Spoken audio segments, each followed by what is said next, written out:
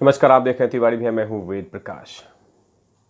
ये विनती है देश के गृह मंत्री जी से, ये विनती है देश के प्रधानमंत्री मोदी जी से, ये विनती है सुप्रीम कोर्ट के जो जज साहब हैं उनसे, ये विनती है माननीय महामहिम राष्ट्रपति जी से कि प्रभु, हमने तो भगवान नहीं देखा है, लेकिन कहीं ना कहीं आप सभी भगवान के रूप में हैं। सुप्रीम कोर्ट में जो जज साहब बैठते हैं वो कहीं ना कहीं जब न्याय देते हैं तो भगवान की तरह देते हैं। राष्ट्रपति जी, आप बहुत सारे फैसले लेते हैं, मृत्युदंड से लोगों को माफ़ करते हैं, तो कहीं ना कहीं आप भगवान के रूप में ही होते हैं। देश के प्रधानमंत्री मोदी जी, आप बहुत सारे योजनाओं को अपने कलमों की ताकत से उसको जनता के बीच में रिलीज करते हैं, तो कहीं ना कहीं आप भगवान के रूप में होते हैं। गृह मंत्री अमित शाह जी, आप लगातार बहुत सारे चीज़ों को फैसलों पे साइन करते हैं, आप उस पर परमिशन देते हैं, तो कहीं ना कहीं आप भगवान रूपी हैं। तो बहुत सारे लोग आप पे विश्वास भी रखते हैं और आप पे पूरी तरह से ट्रस्ट भी रखते हैं कि आप न्याय करेंगे। मैं आप सभी लोगों से, महानुभावों से, तिवारी भैया विनती करते हैं कि एक बार आप अर्णव भाई के मामले में, अर्णव भाई के मामले में बोला जाए। मैं ये नहीं कह रहा हूं कि जिसने उन पे केस किया उनकी सुनवाई नहीं होनी चाहिए, उनकी भी सुनवाई होनी चाहिए, लेकिन जिस तरह से रवैया किया जा रहा है, जिस तरह से तरीका अपनाया जा रहा है, वो कहीं ना कहीं बिल्कुल गलत है।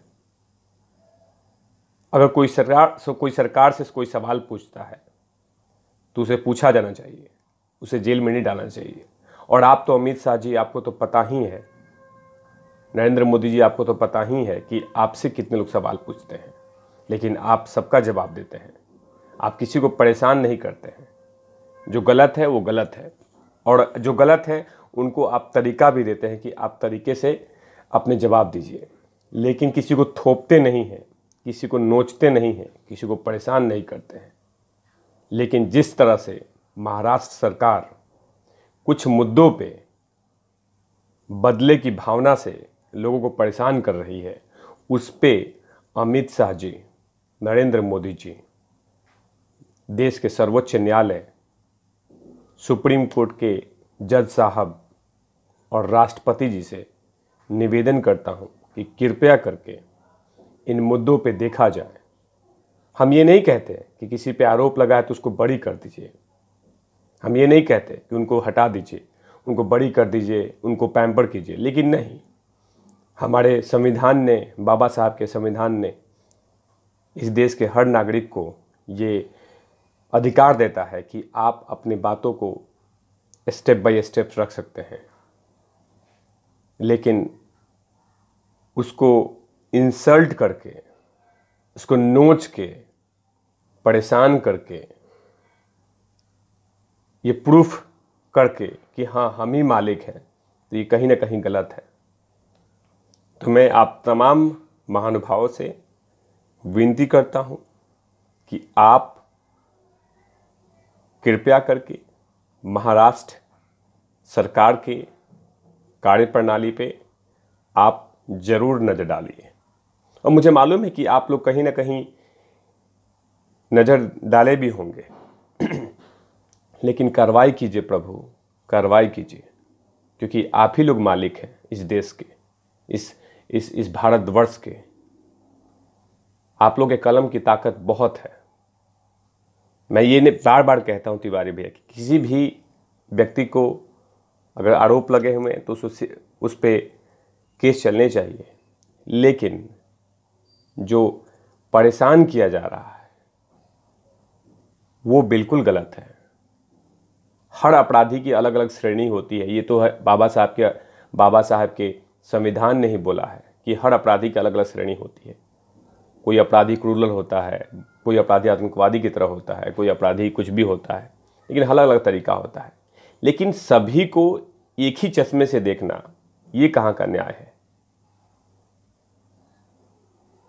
कोई छोटा सा अपराध होता है, कोई बड़ा सा अपराध होता है, कोई जघन्य अपराध होता है, लेकिन हर अपराध को एक ही चश्मे से देखना, ये कहाँ का न्याय है। मैं आप सभी से सर झुका के विनती करता हूं कि आप अर्णव भाई के मामले में, सुशांत भाई के मामले में, दिशा बहन के मामले में, मदन शर्मा जी के मामले में, कंगना बहन के मामले में, पालघर साधुओं के मामले में हस्तक्षेप किया जाए प्रभु, क्योंकि सिर्फ हम मांग कर रहे हैं और न्याय नहीं मिल रही है। सिर्फ मांग किए जा रहे हैं, धारणा दिए जा रहे हैं, प्रोटेस्ट कर रहे हैं। हम लगातार महाराष्ट्र सरकार से सवाल पूछ रहे हैं, लेकिन न्याय के नाम पर कुछ नहीं मिल रहा है। तो ये विनती है आप तमाम महानुभावों से, और मुझे पूरा भरोसा है कि देश के गृह मंत्री अमित शाह जी, नरेंद्र मोदी जी प्रधानमंत्री, राष्ट्रपति रामनाथ कोविंद जी, जज साहब जो सुप्रीम कोर्ट में बैठते हैं, उन पे, कि आप सभी बहुत ही रिस्पॉन्सिबल हैं, बहुत जिम्मेवार व्यक्तित्व हैं। कोई सवाल ही नहीं उठता कि आप लोग कहीं कोई मुद्दे को नहीं देखते हैं, लेकिन इस मुद्दों पे कुछ कीजिए प्रभु, आप लोग कुछ कीजिए। हमारी औकात नहीं है आप लोग के सामने, हम तो छोटे मोटे व्यक्तित्व हैं, लेकिन कहीं ना कहीं जो कुछ हो रहा है वो गलत हो रहा है। तो ये विनती है, मैं अपने चैनल के माध्यम से ये हाथ जोड़ के आपसे विनती है, मोदी जी आप तो बहुत, मैंने कभी इतना क्लोज से किसी प्रधानमंत्री को फॉलो नहीं किया, लेकिन जब भी आपको किया है, हर मुद्दे पे आप बोलते हैं, हर मुद्दों की बात करते हैं। इस पे बोलिए प्रभु, बोलिए। देश के टैलेंटेड गृह मंत्री मोदी जी, माफ़ कीजिएगा अमित शाह जी, आप तो हर मुद्दे पे बोलते हैं, आप प्रखर वक्ता भी हैं, टैलेंटेड गृह मंत्री हैं। आपके चेहरे में तो हमें सरदार वल्लभ भाई पटेल जी की छवि दिखती है। कड़े फैसले करना, निर्णय लेना, उन तमाम चीज़ें आप में दिखती है। और जैसे से आप तरह से आप में टैलेंट है, वो कहीं ना कहीं पूरे देश को दिखता है। तो ये विनती है तिवारी भैया का कि प्रभु, इसमें कोई दो राय नहीं कि आप कार्रवाई नहीं करेंगे, लेकिन प्रभु आप कुछ कीजिए। हम बहुत बड़े आपके प्रशंसक हैं तिवारी भैया, अमित जी बहुत बड़े प्रशंसक हैं आपके, मोदी जी के बहुत प्रशंसक हैं हम तो आप लोग को आइडल मानते हैं कि आप लोगों ने बहुत बड़ा संघर्ष किया है। मुझे याद है कि अमित शाह जी के साथ भी कांग्रेस गवर्नमेंट ने जिस तरह से परेशान किया था, मुझे याद है। मोदी जी को भी जिस तरह से परेशान किया गया था, मुझे याद है। तो सभी संघर्ष मुझे याद है, लेकिन ये संघर्ष दिखा नहीं जा रहा है। तो कृपया करके आप इन मुद्दों पे अपनी नज़र डालिए और हमें न्याय दीजिए। ये तिवारी भैया का हाथ जोड़ के विनती है।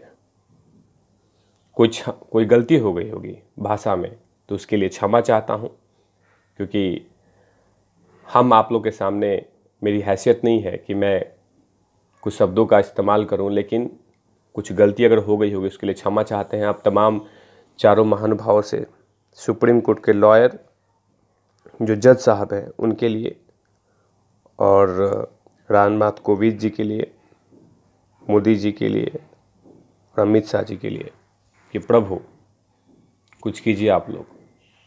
वो देखा ना आपने वीडियोस अर्णव भाई का, उसमें कैसे वो चीख रहे हैं, कैसे परेशान किया जा रहा है उनको कुछ किया जाए। मैं सुप्रीम कोर्ट के जज साहब से विनती करता हूं कि आप दखल दीजिए प्रभु, दखल दीजिए, क्योंकि आप पे सब कुछ टिका हुआ है। कोई अगर गलती हो गई होगी तो तिवारी भैया आपसे माफ़ी मांगते हैं, लेकिन न्याय दीजिए प्रभु, न्याय दीजिए।